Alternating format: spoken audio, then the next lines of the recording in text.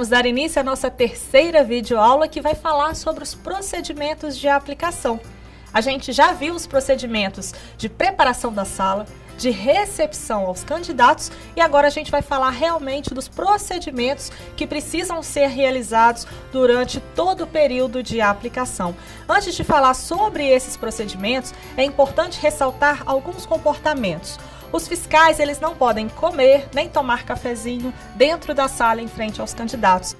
A aplicação começa com o início das provas. Vai ser dado um comando na hora do começo da prova. E aí sim, a gente começa com os procedimentos. Só que 5 minutos antes desse comando, a gente tem avisos e instruções que constam no checklist que você precisa ler para os candidatos. Então, 5 minutinhos antes do início da prova, fique atento ao seu relógio de pulso, para você realmente fazer a leitura dos avisos e instruções do checklist. E depois desses avisos, a gente vai fazer a ruptura do envelope de provas. O envelope, ele vem lacrado.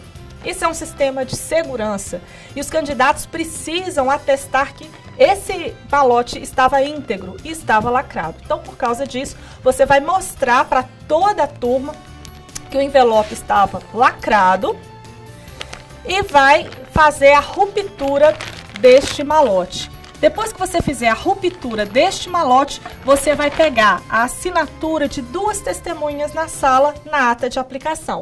Aqui a gente tem já a imagem da ata de aplicação e o local onde essa assinatura será colhida. É no termo 1, é o termo de abertura do envelope de segurança. Vai colocar o nome completo do candidato que vai ser testemunha e em frente a assinatura. São 2 testemunhas. Esse procedimento é o primeiro procedimento da aplicação. Depois, a gente vai ter a saída do candidato para o banheiro. A partir do momento que há o comando para o início das provas, aí sim os candidatos ou examinandos podem utilizar o banheiro, porque a partir do momento que ele entrou na sala, do momento de recepção aos candidatos, ele só pode sair a partir desse momento, do início da prova. A não ser que seja uma grávida ou alguma situação especial, mas aí você pode trocar informações com o coordenador da sua escola. Feito esse procedimento de ruptura dos malotes de prova, a gente vai fazer a distribuição desses cadernos de prova. É muito importante que essa distribuição seja feita com bastante atenção. Lembra das etiquetas que constam nas carteiras dos candidatos ou examinandos? Ali a gente tem informações que permitem que você confira se você está entregando a prova certa para ele. Então você vai conferir a cor da prova, o tipo da prova e o cargo da prova. É muito importante que você tenha bastante atenção nesse procedimento para não entregar provas trocadas. Você vai fazer a distribuição dessas provas usando a mesma metodologia que você usou para etiquetar as carteiras. Se você não se recorda desse procedimento, volte nas nossas aulas anteriores que tem exatamente esse procedimento. E você vai seguir esse mesmo procedimento para distribuir as provas. Caso na sua sala tenha algum candidato que esteja ausente, deixe uma prova também em cima da mesa dele, porque se você pular a mesa dele, pode ser que você erre na hora de entregar a próxima prova. Então, coloque uma prova em cima de cada carteira, seja de candidato presente ou de candidato ausente.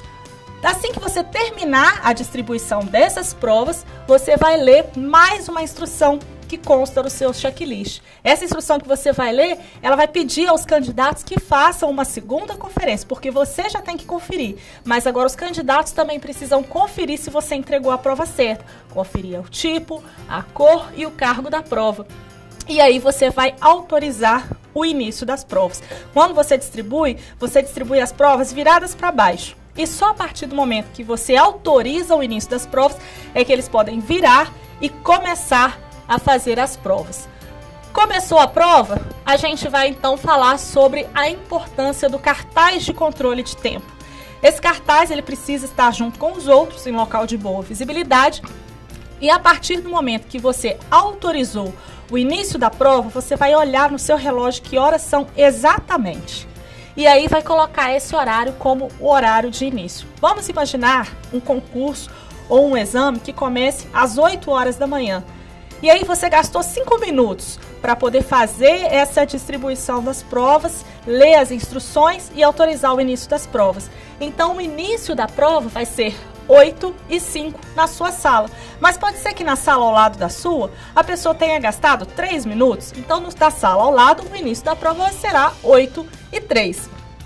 O término da prova, a gente precisa ficar atento ao horário de duração do seu concurso ou do seu exame. Neste concurso especificamente, a gente tem um exemplo de 4 horas de duração. Mas pode ser que o seu concurso ou o seu exame tenha uma duração de 5 horas, por exemplo, ou de 6 horas. Então vai depender essa questão, tanto para o preenchimento do término, quanto para o preenchimento do relógio de controle de tempo.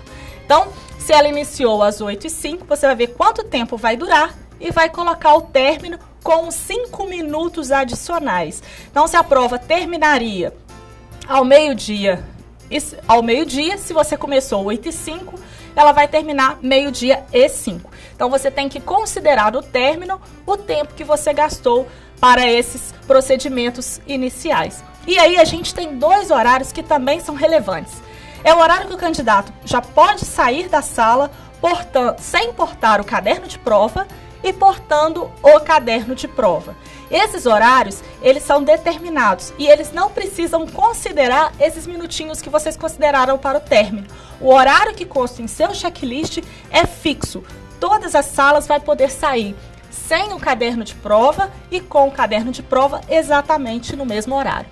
E aí, você tem que seguir preenchendo. Passou 1 hora de prova, 1h30, 2 horas, 2h30, 3 horas e assim sucessivamente. Então, a partir do momento que você leu a instrução autorizando o início da prova, preencha o horário do início, o horário de término e preencha sair sem caderno de prova e com caderno de prova também. Depois disso, a gente vai fazer a distribuição das folhas de respostas. As folhas de respostas, eles vão usar depois que eles começarem a fazer a questão. Por isso que a gente primeiro libera o caderno de questões e depois a folha de respostas. Essa folha de resposta, você também vai usar o mesmo procedimento para distribuição, que é o mesmo procedimento do caderno de provas, que é o mesmo procedimento da etiquetação das carteiras. Lembrando que você deve deixar também material na carteira dos ausentes para você não se confundir. E aí você vai ter, depois que distribuir todas essas folhas de resposta, que fazer uma leitura com mais um aviso, onde vai pedir novamente para que ele também confira a folha de resposta quanto ao tipo, ao cor, ao cargo e os procedimentos para saída da escola, portando ou não portando o caderno de provas. E aí, depois que você distribuir tudo, você vai poder recolher o material na carteira dos ausentes. Então, a gente vai distribuir as folhas para todos os candidatos presentes e ausentes e no final deste procedimento, a gente pode recolher os materiais que estão na mesa dos ausentes, ok? Terminados esses procedimentos, a gente vai fazer a coleta da impressão de digital. A coleta da impressão digital, ela é feita na lista de presença, nesses 2 campos aqui. Como que a gente realiza a coleta da impressão digital? Você vai pegar o seu coletor, que veio no seu envelope pardo, e vai pedir para o candidato apoiar o polegar direito levemente sobre a tinta e depois ele vai fazer o carimbo aqui, ó, da digital, primeira vez e segunda vez. Então ele vai entintar o dedo uma única vez e vai fazer a primeira coleta e a segunda. A segunda geralmente vai ficar um pouquinho mais clara que a primeira. Isso é normal, não tem nenhum problema. E depois o dedo dele vai ficar sujo, mas basta friccionar os dedos para poder fazer a limpeza dos dedos, não tem problema nenhum. Então essa é a coleta de impressão digital na lista de presença. Acompanhe os outros procedimentos no próximo vídeo.